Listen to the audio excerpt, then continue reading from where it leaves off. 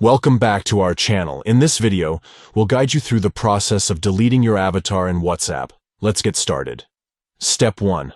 Open WhatsApp on your Android device and ensure that you're logged in to your account. Step 2.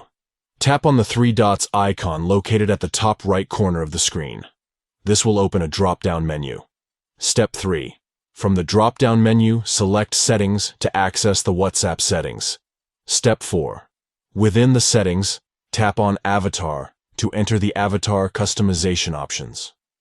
Step 5. Now, locate and tap on Delete Avatar to remove your current avatar. Step 6. A confirmation prompt will appear. Tap on Delete to confirm the deletion of your avatar. By following these simple steps, you can easily delete your avatar in WhatsApp and revert to the default profile picture. If you found this tutorial helpful, don't forget to give this video a thumbs up and subscribe to our channel for more useful guides and tips.